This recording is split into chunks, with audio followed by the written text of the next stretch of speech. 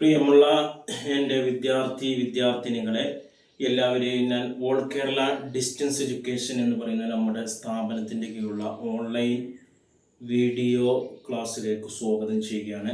ഇന്ന് ഞാൻ നിങ്ങൾക്ക് മുമ്പിൽ പ്രസൻറ്റ് ചെയ്യുന്നത് NUSൻ്റെ +2 SSLC 2025 ഏപ്രിൽ പരീക്ഷ എഴുതുന്ന വിദ്യാർത്ഥികളുടെ ഡേറ്റ് ഷീറ്റ് 1-2 ദിവസങ്ങൾക്ക് മുമ്പ് പബ്ലിഷ് ചെയ്തിട്ടുണ്ടായിരുന്നു.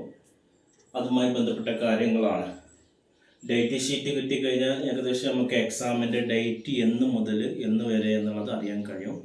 ഏകദേശം നമ്മുടെ ഡേറ്റ് സാധാരണ നടക്കുന്ന പോലെ തന്നെയാണ്. ഏപ്രിലിൽ ആണ് തുടങ്ങുന്നത്. മെയ് ഏകദേശം ഒരു 20-22 അവസാനിക്കുന്ന രീതിയിലാണ്. ഏപ്രിൽ 9 തുടങ്ങി അവസാന എക്സാം മെയ് 19. ഏകദേശം ഒരു മാസത്തിലധികം എക്സാം വരുന്നുണ്ട്. നമ്മുടെ പ്രാക്ടിക്കൽ എക്സാം ഏപ്രിൽ 1 അവസാനിക്കും.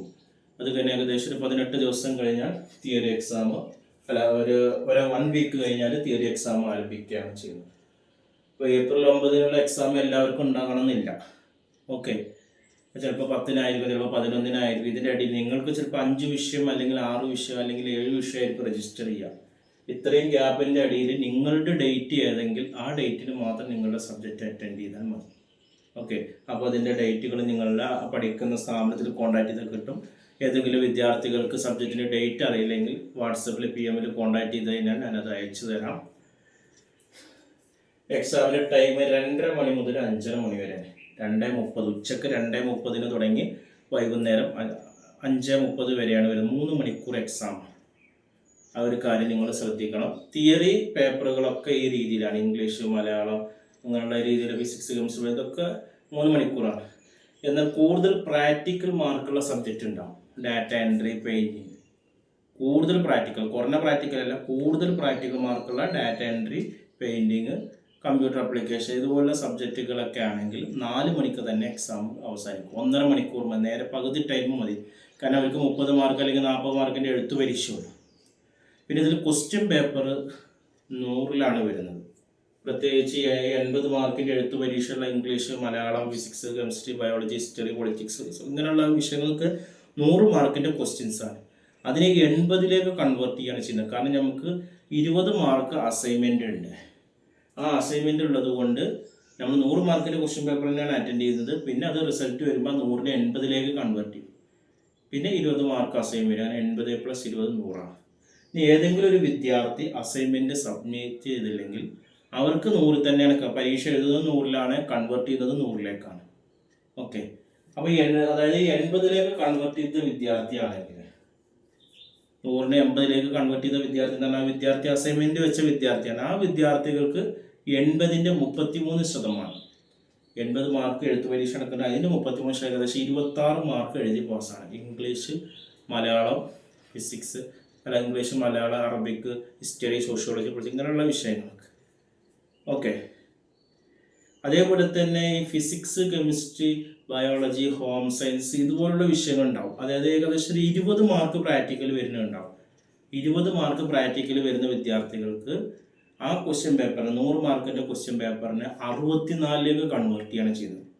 64-ലേക്ക് കൺവേർട്ട് ചെയ്ത് 20 മാർക്ക് 64 + 16 മാർക്ക് അവർക്ക് അസൈൻമെൻറ്റിന്. അപ്പോൾ 80-ആയി. 20 മാർക്ക് പ്രാക്ടിക്കൽ. അങ്ങനെയാണ് ഈ physics, chemistry, biology, home science പോലുള്ള വിഷയങ്ങളുള്ളവർക്ക് 100 മാർക്കിൻ്റെ ക്വസ്റ്റ്യൻ പേപ്പർ ആണെങ്കിലും അതിനെ 64-ലേക്ക് കൺവേർട്ട് ചെയ്യും. തിയറി എക്സാം ഔട്ട് ഓഫ് 64-ആണ്. അപ്പോൾ അതിൻ്റെ ഏകദേശം 33%, ഏകദേശം 22 മാർക്ക് എഴുതി പാസ്സാകും. Physics, chemistry, biology, home science ഒക്കെ എടുത്ത വിദ്യാർത്ഥികൾ, ജോഗ്രഫി പോലുള്ള വിഷയങ്ങൾ.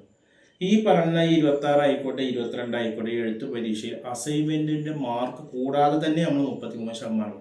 അസൈൻമെൻറ്റ് നമ്മൾ ടോട്ടൽ മാർക്കിൻ്റെ കൂടി കാൽക്കുലേറ്റ് ചെയ്തിട്ട് ഔട്ട് ഓഫ് മാർക്ക് ഇടും. പക്ഷേ പാസ് മാർക്ക് കണക്കാക്കുമ്പോൾ എഴുത്ത് പരീക്ഷയ്ക്ക് വേറെ വേണം, അസൈൻമെൻറ്റിന് വേറെ വേണം. രണ്ടും കൂടെ പ്ലസ് ചെയ്തിട്ടല്ല നമ്മൾ പാസ്സാകേണ്ടത്. ആ ഒരു കാര്യം നിങ്ങൾ ശ്രദ്ധിക്കുക. ഇതേപോലെ തന്നെ ഡാറ്റ എൻട്രി, പെയിൻറ്റിങ് പോലുള്ള വിഷയങ്ങളൊക്കെ ഉണ്ടാകും. അതിനൊക്കെ നമുക്ക് തിയറി പരീക്ഷ 30 മാർക്ക് 40 മാർക്കിനൊക്കെയാണ് വരുന്നത്. കാരണം 60 മാർക്ക് 70 മാർക്ക് പ്രാക്ടിക്കലുണ്ടാകും. അപ്പോൾ അത്തരം വിഷയങ്ങൾക്ക് ഏകദേശം ഒരു 11 മാർക്ക് 12 മാർക്കൊക്കെ തിയറിക്ക് എഴുതി ഉണ്ടാക്കിയാൽ പാസ്സാകുന്ന കാര്യമുള്ളൂ എന്നതാണ്. എക്സാം ഹാളിലേക്ക് നമ്മൾ 2:30 മണിക്ക് പരീക്ഷയാണെങ്കിൽ ഒരു 1:30 മണിക്ക് ഒരു 2 മണിയാകുമ്പോഴത്തേന് എക്സാം ഹാളിലേക്ക് നമ്മൾ എത്തും. 2:15 to 2:30 വരെ പരീക്ഷയുടെ 15 മിനിറ്റ് മുമ്പ് നമ്മൾ സാധാരണ സ്കൂൾ SSLC പരീക്ഷ ഒരു കൂൾ ഓഫ് ടൈമാണ്.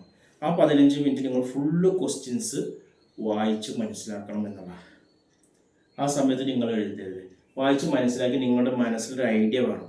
ഞാൻ ഏത് ക്വസ്റ്റ്യൻസാണ് ഫസ്റ്റ് തുടങ്ങുന്നത്. First impression is the best impression. Paper നോക്കുമ്പോൾ തുടക്കം നന്നായാലാണ് ഒടുക്കം നന്നാവും. അപ്പോൾ പൊട്ടത്തെറ്റുകളൊന്നും ആദ്യം എഴുതിയേക്കരുത്. ക്രമത്തിൽ തന്നെ ഇപ്പോൾ നമുക്ക് എഴുതണമെന്നില്ല. അറിയുന്ന ആൻസറുകൾ ആദ്യം നമ്പർ ഇട്ട് എഴുതാം. പരമാവധി 5 മാർക്കിൻ്റെ ക്വസ്റ്റ്യൻസ്, എസ് എ ക്വസ്റ്റ്യൻസ് പുതിയ രീതിയിലുള്ള സിലബസ് പ്രകാരം essay questions 5 mark 3 mark 2 മാർക്കൊക്കെ ആദ്യം എഴുതി ആ സെക്ഷൻ എയിലുള്ള multiple choice 1 word questions last എഴുതുന്നത്. മറ്റേത് വെച്ച് നമ്മൾ സമയം തേക്കില്ല. ഈ 1 വേർഡ് ക്വസ്റ്റ്യൻസിൻ്റെ ആൻസർ പെട്ടെന്ന് കിട്ടൂല. അത് നമുക്ക് ടെക്സ്റ്റ് ബുക്കിൻ്റെ അടിയിൽ നിന്ന് റെഫർ ചെയ്യാനാണ്. അപ്പോൾ അതിൽ നമ്മൾ ഒരുപാട് സമയം ആലോചിച്ചിരിക്കുമ്പോൾ ലാസ്റ്റ് 5 മാർക്കിനും 3 മാർക്കിനും എഴുതാൻ സമയം കിട്ടൂല, പേപ്പർ വാങ്ങുകയും ചെയ്യും. അപ്പോൾ നമുക്കത് വളരെ പ്രയാസമില്ല. ആ ടെൻഷൻ ഒഴിവാക്കാൻ വേണ്ടിയിട്ടാണ് ആദ്യം വലിയ മാർക്കിൻ്റെ നിങ്ങൾ എഴുതുകയാണ് ഉത്തമമാണ്. അത് നിങ്ങൾ ചോയ്സ് പോലെ ചെയ്യാം. ഇനി അതല്ല ഒബ്ജക്റ്റീവ് ക്വസ്റ്റ്യൻസ് നല്ല സ്പീഡിൽ ആൻസർ ചെയ്യുകയാണെങ്കിൽ നിങ്ങൾക്ക് സമയം തികയും. അത് നിങ്ങളുടെ ചൂസാണ്. ഏറ്റവും ബെസ്റ്റ് 5 മാർക്കിൻ്റെ എഴുതി 3 മാർക്ക് 2 മാർക്ക് ഏറ്റവും ലാസ്റ്റ് സെക്ഷൻ എഴുതുകയാണെങ്കിൽ നമുക്ക് ടൈം സേവ് ചെയ്യാം എന്നുള്ളതാണ് പറയുന്നത്. 2 മാർക്ക് അതായത് ഒരു 1.5 മണിക്ക് നിങ്ങൾ സ്കൂളിൽ എത്തണം. കാരണം നമുക്ക് ആദ്യമായിട്ട് പോകുന്ന സ്കൂളാണ്. പ്രാക്ടിക്കൽ എക്സാം സെൻറ്റർ അല്ല തിയറി വരിക. അത് നമുക്ക് ഹാൾ ടിക്കറ്റ് വന്നതിന് വ്യത്യസ്തമാണ്. നമ്മൾ പ്രാക്ടിക്കൽ പോയ അതേ സെൻറ്റർ, നമ്മൾ NISൻ്റെ ID കാർഡിൽ പ്രാക്ടിക്കൽ സെൻറ്ററാണ്. അവിടെ അല്ല തിയറി എക്സാം വരിക. അത് ഹാൾ ടിക്കറ്റ് കിട്ടിയതിന് ശേഷം അറിയാം. നമുക്ക് ഹാൾ ടിക്കറ്റിൽ കിട്ടിയ ഡേറ്റ് തന്നെ നമ്മൾ എക്സാമിന് പോകേണ്ടതാണ്. ഒരു 1.5 മണിക്കൂർ സ്കൂളിൽ എത്തുക എന്നൊന്ന് നമ്മൾ കതച്ചെത്തുന്ന രീതിയിൽ നിന്ന് ഒഴിവാക്കിയിട്ട് ഒരു അരമണിക്കൂർ മുമ്പ് എപ്പോഴും എത്തുന്നത് നന്നായിരിക്കും. ആ രീതി നിങ്ങൾ ഫോളോ ചെയ്യുക. 5:30 മണിയാകുമ്പോൾ നിങ്ങൾക്ക് എക്സാം കഴിഞ്ഞ് വീട്ടിലേക്ക് പോകുന്ന ഒരു എക്സാം കഴിഞ്ഞ് ചിലപ്പോൾ അടുത്ത എക്സാമിനൊക്കെ കുറച്ച് ഗ്യാപ്പും കാര്യങ്ങളൊക്കെ ഉണ്ടായിരിക്കും. എല്ലാവരും നന്നായിട്ട് പഠിക്കുക. എല്ലാ വിഷയത്തിൻ്റെയും ക്വസ്റ്റ്യൻ പേപ്പർ നമ്മൾ യൂട്യൂബിൽ ഇടുന്നുണ്ട്. പുതിയ സിലബസ് തുടങ്ങി 2024 ഏപ്രിലാണ് ആദ്യമായിട്ട്. ആ 24 ക്വസ്റ്റ്യൻ പേപ്പറുകൾ സോൾവ് ചെയ്ത് നമ്മുടെ ചാനലിലെ പ്ലേ ലിസ്റ്റിലുണ്ട്. 25 സോൾവ് ചെയ്തുകൊണ്ടിരിക്കുന്നുണ്ട് നമ്മൾ.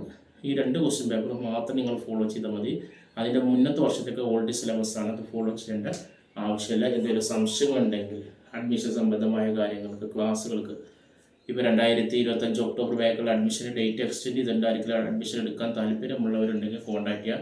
അതുപോലെ തന്നെ ഇനി ഓൺലൈനായിട്ട് ആരെങ്കിലും വീട്ടിലിരുന്ന് SSLC +2 ബോയ്സ് എഡ്യൂക്കേഷൻ നമ്മൾ ചെയ്ത് കൊടുക്കുന്നുണ്ട്. വീട്ടിൽ നിന്ന് മൊബൈലിൽ നിങ്ങൾക്ക് പരീക്ഷ എഴുതാം. അതേപോലെ തന്നെ IGNOU ശ്രീനാരായണ ഗുരു യൂണിവേഴ്സിറ്റിയുടെ ഡിഗ്രി PG അഡ്മിഷനും വളരെ കുറഞ്ഞ ഫീസ് നൽകുന്നുണ്ട്. കൂടുതൽ വിവരങ്ങൾക്കും അഡ്മിഷനും കോൺടാക്ട് ചെയ്യുക. വാട്സപ്പ് നമ്പർ നമ്മുടെ ചാനലിൻ്റെ ഡിസ്ക്രിപ്ഷൻ ബോക്സിലുണ്ട്. അതിന് നിങ്ങൾ കോൺടാക്ട് ചെയ്യുക 9037114679. Okay, thank you.